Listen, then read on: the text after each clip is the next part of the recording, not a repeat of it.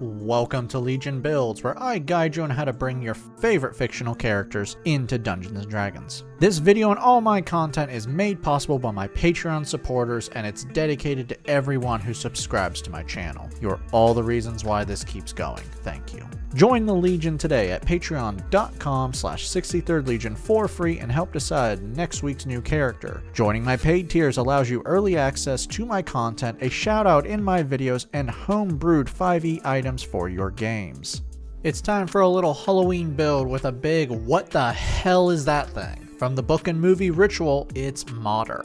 In an ancient forest of Sweden lives the monster simply known as Mater. In the movie, Mater is an ancient evil that demands worship and sacrifice, and to do so, she uses her immortal human-like offspring. And that's basically it. She's huge, powerful, mean, and has children that are satyrs that live forever but age, so basically they're living corpses that can't move. We don't know what she is or where she came from. All we know is she is ancient and eternal. In the movie, they add a lot to the story because screenwriters can't leave well enough alone and have to feel like they're better than the original writer. Sorry, I hate when they take unknowable evil and make it understandable. In the movie, Mater is a Jotun, an evil offspring of Loki. She has the power to cause insanity, illusions, hypnosis, and can bless her followers with immortality. Regardless of the source, Mater is a force of nature who, regardless of her size, moves with speed and grace, and is able to move undetected within her ancient territory. For the sake of this build, we're going to be pulling from the movie, so it's not just a big scary monster. For today's build, we'll be using the Player's Handbook, Tasha's Cauldron of Everything, and Monsters of the Multiverse. We're using standard point array to keep things simple, and we are multi-classing, so watch those minimums if you use another system. Make Strength 15, Charisma 14, Con 13, Dex 12, Wisdom 10, and we're going to be dumping Intelligence with an 8. We don't actually see how intelligent you are, and it doesn't matter for this build.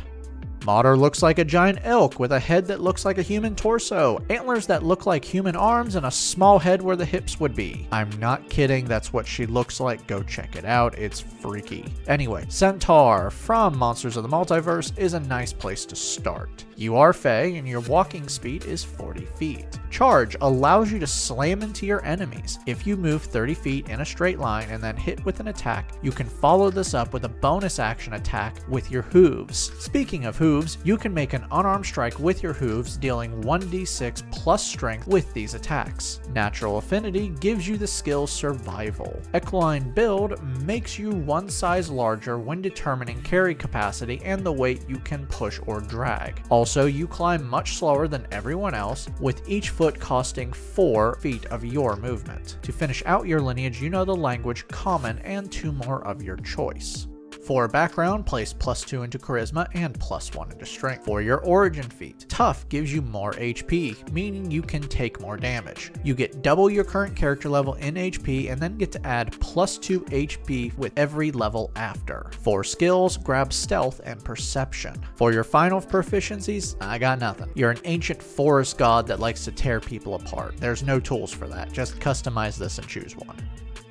Level 1 fighters start off with 2 skills. Take Intimidation and Athletics. You are proficient in all weapons, armor, and shields, but this is completely worthless to you because you just break people. You're like Bane, but interesting. You are also proficient in the saving throw Strength and Con. Fighting Style gives you a fighting style feat to better improve your combat. For this feat, Unarmed Fighting makes your unarmed strikes 1d8, and at the start of each of your turn, you can automatically deal 1d4 bludgeoning damage to a creature you are grappling. Weapon Mastery means nothing to you because you have your hooves and they don't have mastery properties. Weapon Mastery allows you to access special properties of your weapons. After a long rest, you choose a number of Weapon Mastery properties that equal your Weapon Mastery table. Like I said, you only use your brute force, but maybe you want to use some weapons. You have 3 Weapon Masteries at this level. Second Wind lets you ignore damage by healing yourself 1d10 plus your fighter level with a bonus action twice per long rest, but you regain 1 use after a short rest.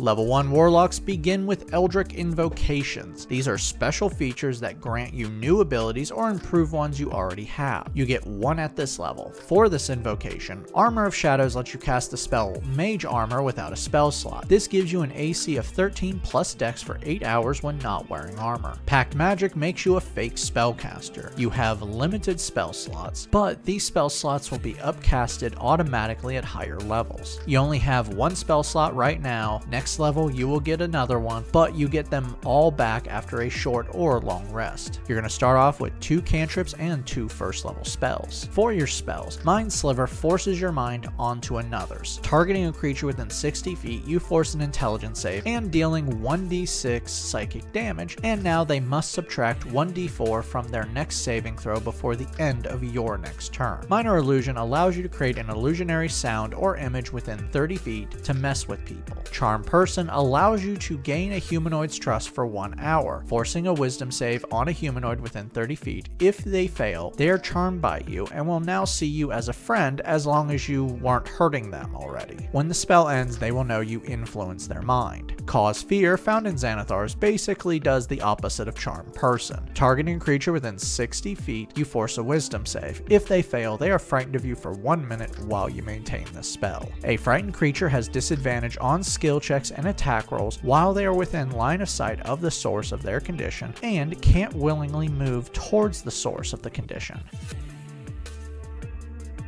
Level 2 fighters gain Action Surge. You can now grant yourself a free action once per short or long rest. Tactical Mind lets you burn a use of Second Wind when you fail a skill check to instead add the D10 to the skill. You only lose the use of Second Wind if the test is passed. Level 3 fighters now have access to their subclass. Rune Knight, found in Tasha's, unlocks the power of the Jotun. To start things off, you have proficiency in Smith's tools and can now speak Giant. Rune Carver lets you place magic runes on items that you must carry or wear, such as a weapon, armor, shield, jewelry, etc. At the end of a long rest, you can place a total number of runes you know on objects, starting with 2 at this level. If the rune requires a save, the DC is 8 plus your proficiency bonus plus your con modifier. For your runes, Frost Rune gives you advantage on animal handling and intimidation checks, and with a bonus action you can invoke this rune. For 10 minutes you gain +2 to any skill check and saving throw that uses the strength or con stats. You can invoke this rune once per short or long rest. Stone Rune gives you advantage on insight checks, gives you dark vision out to 120 feet, and with a reaction you can invoke this rune. You invoke this rune when a creature ends its turn within 30 feet of you, and you force a wisdom save. If they fail, they are charmed by you for 1 minute. While charmed, their speed is 0 and they are incapacitated. An incapacitated creature can't take actions, reactions, or bonus actions, can't maintain spells, can't speak, and has disadvantage on initiative rolls. At the end of each of their turns, they can attempt to end the charm by retaking the save. You can invoke this rune once per short or long rest. Giant's Might allows you to become a true Jotun. With a bonus action, you magically become a size category large. You have advantage on strength checks and strength saves, and once per turn you can deal an extra 1d6 damage with a melee attack. You can do this a number of times equal to your proficiency bonus per long rest. Level 4 fighters earn our first ability score improvement, Bump Up Strength. You now have 3 uses of Second Wind and 4 weapon masteries. You've hit character level 5, bring your proficiency bonus up to +3. Mind Sliver now does 2d6 psychic damage. Level 5 fighters receive extra attack. You can now attack twice with a single attack action. Tactical Shift allows you to move half your speed when you use Second Wind, and this movement doesn't provoke attacks of opportunity. Level 2 Warlocks gain Magical Cunning. After 1 minute, you can regain used spell slots that equal half your Warlock level, which is really good because now you have 2 spell slots. You also gain 2 more invocations. For these invocations, Devil's Sight allows you to see perfectly normal in both dim light and darkness, and this includes magical darkness. Misty Vision lets you cast the spell Silent Image without a spell slot. This lets you create an illusion out to 60 feet from you that can fit into a 15-foot cube for 10 minutes bonus while you maintain the spell. With an action while the spell is active, you can make the illusion move, but it can't make a sound. I'm not going to tell you how to use this because this is a horror character. We all know what you're going to do. For your new spell, take what you want. We're about to get a lot of spells. Level 3 Warlocks now have access to their subclass. Old One from the Player's Handbook is perfect because I think you're an offspring of Shub-Niggurath, the Black Goat. Makes more sense than Loki. Awakened Mind allows you to telepathically communicate with a creature you can see within 30 feet by using your bonus action. This lasts for a number of minutes equal to your Warlock level, and can extend out to a number of miles equal to your Charisma modifier, but you both must share a language to understand each other.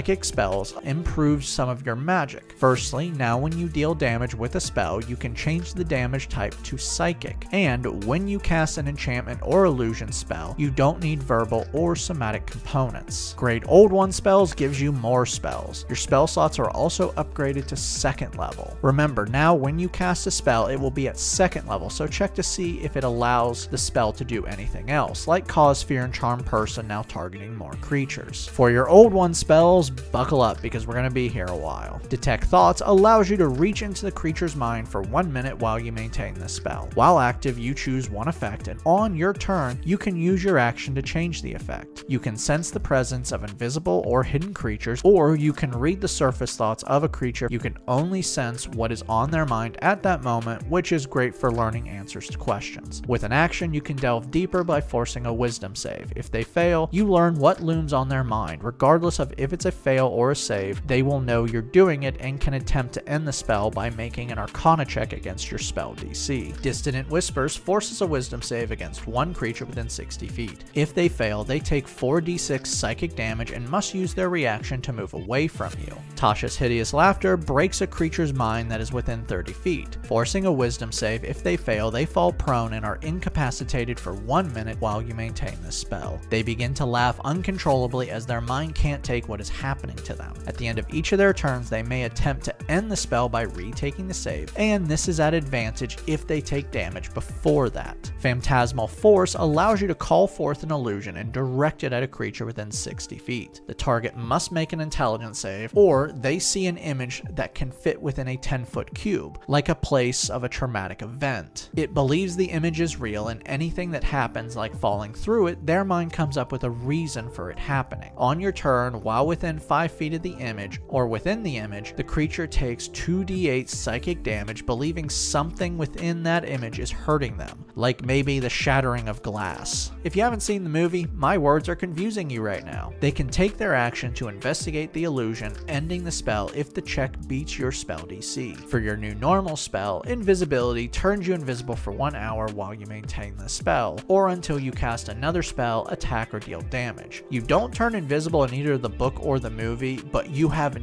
great natural camouflage. I mean, seriously, watch the movie and you just keep popping up randomly and no one notices you.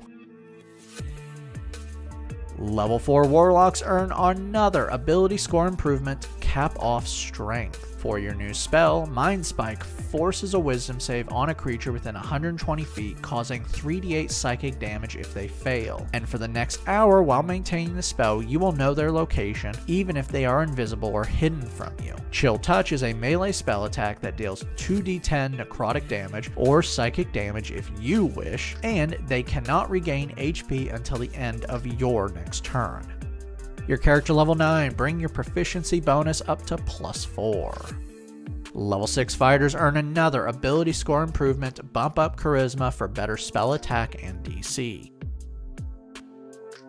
Level 5 Warlocks receive 2 more invocations. For these invocations, Undying Servitude lets you cast Animate Dead without a spell slot once per long rest. This spell lets you create an undead form from a body or a pile of bones within 10 feet. Not something you do, but your children/worshippers are effectively undead, though they can't move in the movie, but we're just gonna play a little loose with this. You control this undead for 24 hours and must recast the spell after 24 hours to maintain control. During combat, you can use your bonus action to command the undead to fight fight. Agonizing Blast improves one damage dealing warlock cantrip by adding your charisma modifier to it. I place this one into Chill Touch, but you can also place it into Mind Sliver if you want. Your spell slots are also upgraded to 3rd level for your Old One spells. Hunger of Hadar opens up the power of the Old Ones and creates a 20-foot radius sphere of pure magical darkness within 150 feet of you. For 1 minute while you maintain this spell, the sphere is difficult terrain and lets out horrible noises that can be heard up to 30 feet away in all directions. Any creature that starts its turn within the sphere takes 2d6 cold damage, and any creature that ends its turn in the sphere must make a dex save or take 2d6 acid damage. Clairvoyance creates an invisible sensor out to 1 mile from you for 10 minutes while you maintain this spell. While active, you can either see or hear from the sensor, and as a bonus action, you can switch which senses you are using. For your new spell, Fear unleashes dread within a 30-foot cone, forcing a wisdom save from everyone within it. If they fail, they are now frightened of you for 1 minute while you maintain the spell, and they must drop whatever they are holding and must use the dash action to escape you. They can only retake the save when they break line of sight from you. You've hit character level 11. Chill Touch and Mind Sliver now deal 3 damage dice each. Level 6 Old One Warlocks gain Clairvoyant Combatant. When you make a connection with your awakened mind, you force a wisdom save. If they fail, they have disadvantage on melee attacks against you, and you have advantage on attacks against them while you are bonded. You can do this once per short or long rest, or you can burn one of your spell slots. For your new spell, take what you want. Level 7 Warlocks receive a new invocation. For this invocation, grab Agonizing Blast again and add it to whatever cantrip you didn't choose the first time. Your spell slots are also upgraded to 4th level. For your Old One spells, Confusion muddles the minds of creatures for 1 minute while you maintain this spell, creating a 10-foot radius sphere out to 90 feet from you. Each creature within the sphere must make a wisdom save. If they fail, they cannot take bonus actions or reactions and must roll a d10 at the start of its turn to determine how it acts. At the end of its turn, it can retake the save, ending the effects on itself if it passes. Summon Aberration really isn't you from either medium, so we'll just make this quick. For 1 hour while you maintain the spell, you summon an aberration to fight with you. When you summon it, you choose its form to determine its abilities. These forms can be Mind Flayer, Beholderkin, or Slab. During combat, it obeys your commands. For your new spell, Charm Monster is like Charm Person, but you can now target any creature, not just a humanoid. Your character level 13, raise your proficiency bonus to +5. Level 8 Warlocks earn another ability score improvement, Cap Off Charisma. For your final spell, take what you want. Level 7 Rune Knight Fighters now have Runic Shield. When another creature you see within 60 feet of you is hit by an attack, you can use your reaction to force the attacker to re-roll the d20 and accept the new roll. You can do this a number of times equal to your proficiency bonus between long rests. You also get a 3rd rune. For this rune, Hill Rune gives you advantage on saving throws against being poisoned and resistance to poison damage, and with a bonus action you can invoke this rune. When you do so for the next minute, you are resistant to bludgeoning, piercing, and slashing damage. You can invoke this rune once per short or long rest. Level 8 fighters earn another ability score improvement, Bump Up Dex for better stealth and AC. Level 9 fighters gain Indomitable. You can now re-roll a failed saving throw, including death saves, once per long rest. Tactical Master lets you replace the weapon mastery property of the weapon you're using with a different one from the options of Push, Sap, or Slow. You've hit the final milestone, character level 17. Max out your proficiency bonus at +6. Mind Sliver and Chill Touch now deal 4 damage dice each. Level 10 Rune Knight Fighters now have Great Stature. Your standard height is now increased by 3d4 inches, and now when you enter your large form, you will deal an extra 1d8 of damage. For your final rune, Storm Rune gives you advantage on Arcana checks, and now you can't be surprised when you aren't incapacitated. And with a bonus action, you can invoke this rune. Now for 1 minute or until you're incapacitated, when you see a creature within 60 feet of you make an attack roll, saving throw, or skill check, you can use your reaction to make the roll have advantage or disadvantage. You can invoke this rune once per short or long rest. Finally, you now have 4 uses of Second Wind and 5 different weapon masteries. Level 11 fighters receive extra attack ×2. You can now attack 3 times with a single action. Our final level is level 12 fighters, and you earn our final ability score improvement, and because you're past character level 19, you have access to epic boon feats. So let's grab one. Boon of Fortitude increases your con score by 1 and then gives you 40 HP. Also, when you regain HP, you can regain additional HP equal to your con modifier once per turn. Now that we've hit level 20, let's recap. Your stats are Strength 20, Dex 14, Con 14, Intelligence 8, Wisdom 10, Charisma 20. Your total levels are Warlock 8, Fighter 12. Let's dive in. You are unstoppable. Taking the average, your total health is over 230 HP. You can re-roll saves, you have resistance to certain types of damage, can heal yourself 1d10 plus 14, can't be surprised, and have advantage on saves against poison. In combat, your hooves are dealing 1d8 plus 5 with up to 3 attacks. You can action surge to have 6 attacks. If you charge forward, you're dealing another attack, and in your monster form, you're dealing an extra 1d8 of damage. You can also wreck the minds of lesser creatures and deal serious psychic damage up close or at range with your basic spells, dealing 4d6 plus 5 or 4d10 plus 5. Finally, you can turn invisible and give yourself advantage on skill checks, hear thoughts, create hallucinations, and generally just break minds. Downside. Few things. First, limited resources. You have 2 spell slots and a lot of spells. You're not relying on spell slots for damage, thankfully, but you got good ones. Speaking of damage, your normal melee attacks aren't causing magical damage, so you'll have to use your cantrips, which means no overwhelming the enemy with attacks. You have a lot of concentration spells, which really sucks because that puts more pressure on what to use your spell slots for. Finally, you dumb. Get that damn intelligence score up. Hunt those who enter your domain with no remorse, but be careful. Should they escape, they will be lost to you. I'd like to give a special shout out to my Artificer tier. Thank you John Martin, Christopher R. Hunter, Java Squirrel, Matthew Dens, Burton, and Jonathan Haynes. You guys rock. Make sure to like and subscribe to not miss a single new build each week on YouTube and Spotify. And make sure to check out my Patreon where you can help decide next week's new character.